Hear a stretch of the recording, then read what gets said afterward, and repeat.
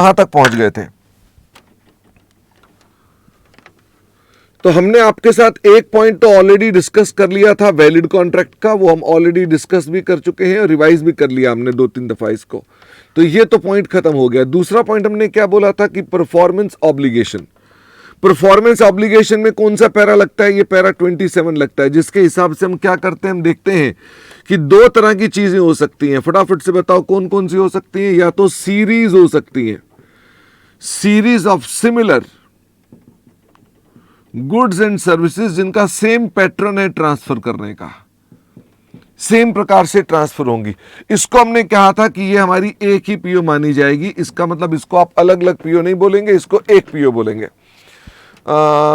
गार्गी ने कहा क्या मेंटेनेंस विल बी 1 पीओ और 2 पीओ, क्योंकि उसमें ऑयल चेंज भी है। बेटा वो एक है, वो उसके पीछे कारण ये है क्योंकि oil change and rotation are both integrated.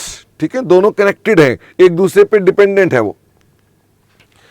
और मुझे ये बताइए कि इसके अलावा हमने कहा था जो बाकी गुड्स एंड सर्विसेज हैं वो हमारी पीओ कब बनते हैं? If distinct.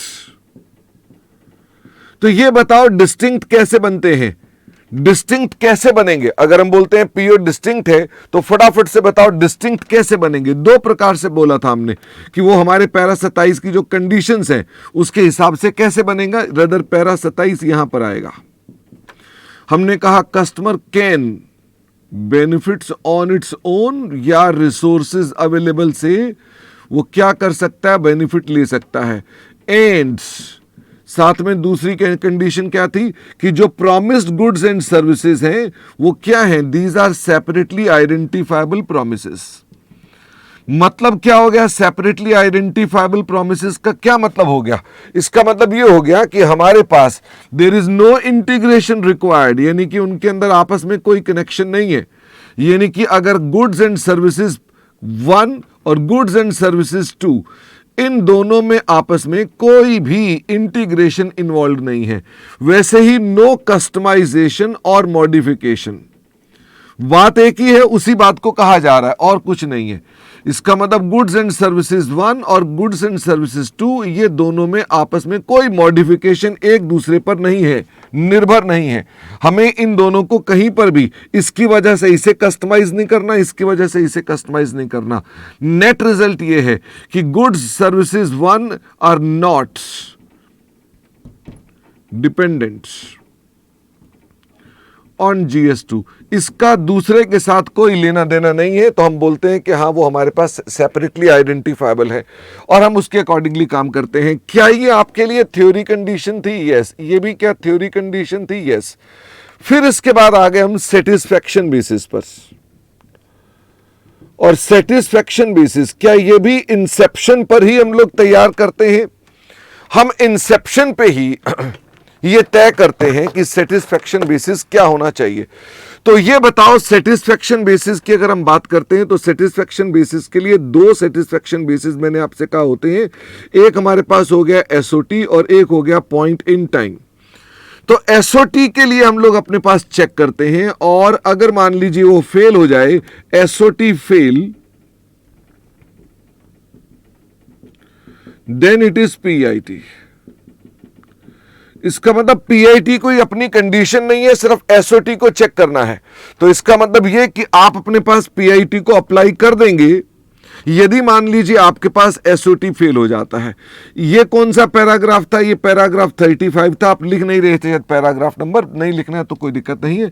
हमने कहा SOT कब कब हो सकता है? SOT तब तब हो सकता है जब 3 में से कोई भी एक कंडीशन पूरी हो जाए, एनी कंडीशन। शशि वो वीडियो कल वाला ही बच्चे बोल रहे हैं नहीं बना था और आज वाला भी वीडियो नहीं बनाया होगा, तो एक बार चेक कर लेना, ठीक है। तो हमने कहा सबसे पहले कस्टमर को क्या होता है? कस्टमर रिसीव करता है और कंज्यूम करता है benefits by entity performance on simultaneous basis. वो साइमल्टेनियसली ही वो उसको रिसीव कर लेता है और रिसीव करके साथ में उसका बेनिफिट भी कंज्यूम कर लेता है।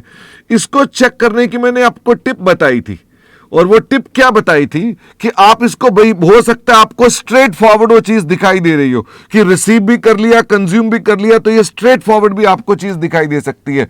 या कई बार आपको इसे चेक करना पड़ता है कि क्या यह काम रीवर्क करना होगा यदि किसी और एंटिटी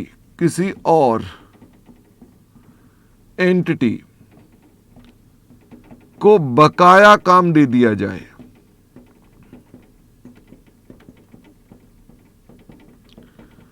इसका मतलब अगर हमारा काम जो हमने किया था उसका काम बाकी का किसी और एंटिटी को दे दो तो क्या उसे वो काम जो हम कर चुके दोबारा करना होगा? यदि जवाब मिलता है नो, नहीं करना होगा, नो रीवर्क, तो हम क्या मानते हैं? देयरफॉर हम ये बोल देते हैं कि कस्टमर ने बेनिफिट ले लिया है, कस्टमर ने बेनिफिट ले लिया।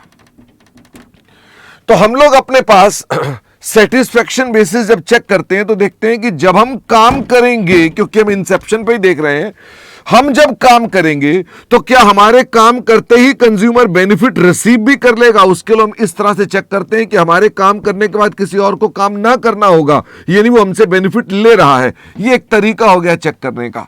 फिर हमने कहा कस्टमर के यहां पर कोई एसेट क्रिएट हो रहा है या इनहेंस हो रहा है।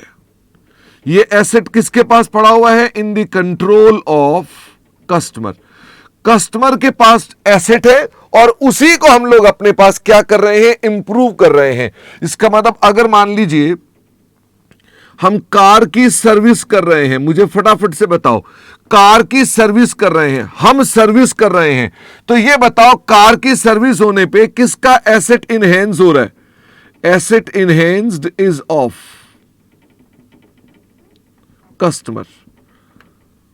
इसका मतलब यह कि अगर हम कार की सर्विस कर रहे हैं और वो सर्विस लंबा समय लेती है, तो लंबा समय लेते हैं तो एसओटी में कवर करना चाहिए, क्योंकि कस्टमर अपने पास बेनिफिट ले रहा है उसका।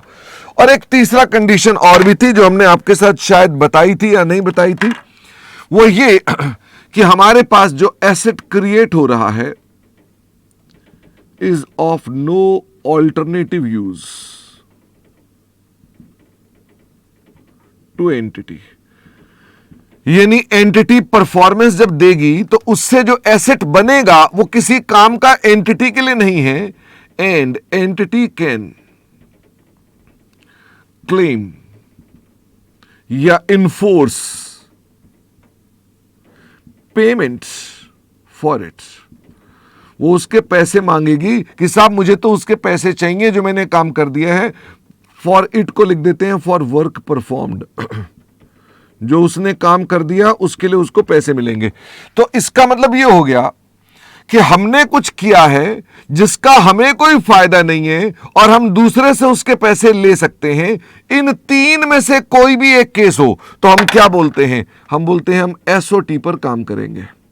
तो एसओटी पर काम कब होगा? एसओटी पर काम तब होगा अगर मान लो कंज्यूमर ने उसका फायदा ले लिया है तो, या कस्टमर के यहां जो एसेट था उसकी इंप्रूवमेंट कर रहे हैं तो, या हमने जो एसेट बना दिया उसका कोई अल्टरनेटिव यूज हमारे लिए तो है ही नहीं, हमने तो कर दिया, हमें उसका कोई फायदा नहीं है, पर हम उसके पैसे ले सकने का अधिकार रखते हैं जो काम हमने कर दिया है उसके लिए। तो इन तीन सिचुएशंस में अगर ये कोई भी एक, एनी कंडीशन इज सेटिस्फाइड, तो ये एसओटी है, वरना हमेशा कौन सा केस होगा? पीआईटी होगा। फिर इसी के अंदर मैं एक बात और भी बता देना चाहता हूं कि जो सीरीज होती हैं, जो सीरीज ऑफ सर्विसेज है, यानी कि अगर हम कोई सर्विस दे रहे हैं और वो सीरीज है, इसका मतलब ये सिमिलर,